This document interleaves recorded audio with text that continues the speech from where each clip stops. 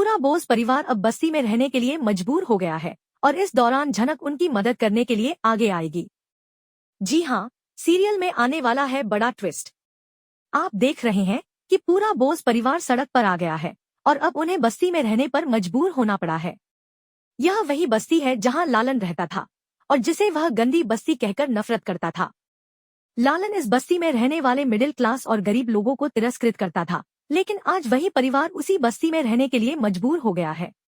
जैसे ही झनक को इस बारे में पता चलता है, वह बोस परिवार की मदद के लिए हाथ बढ़ाती है। झनक का यह कदम अनिरुद्ध को बिल्कुल पसंद नहीं आता और वह बहुत नाराज हो जाता है। वह इस मदद को लेकर झनक से उलझता है, लेकिन विपाशा इस स्थिति को समझाने की कोशिश करती है।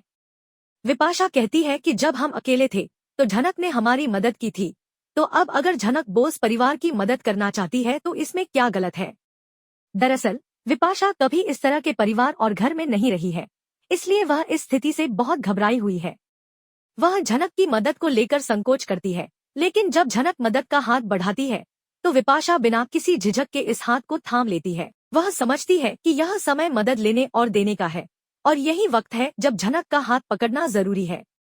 पूरे बोस परिवार का यह फैसला बहुत महत्वपूर्ण है, क्योंकि वे एक ऐसे मोड़ पर आ गए हैं जहां उन्हें झनक की मदद लेना ही पड़ेगा। झनक की मदद से पूरा बोस परिवार बस्ती में रहने की अपनी कठिनाइयों से निपटने की कोशिश करेगा।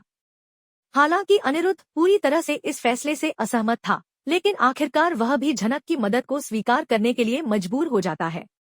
अब बोस परिवार बस्ती में रहने के बावजूद झनक की मदद से अपनी मुश्किलों का सामना करने के लिए तैयार है। इस तरह झनक के साथ बोस परिवार की मदद की कहानी में एक नया मोड़ आता है और यह हमें यह सिखाता है कि हर किसी को कभी न कभी मदद की जरूरत होती है, चाहे वह किसी भी वर्ग या परिस्थिति से हो। यदि आप इस रोमांचक कहानी के बारे में और जानना चाहते हैं तो हमारे चैनल को सब्सक्राइब करें और बेल आइकन दबाना न भूलें, ताकि आपको हर ताज़ा खबर सबसे पहले मिल सके।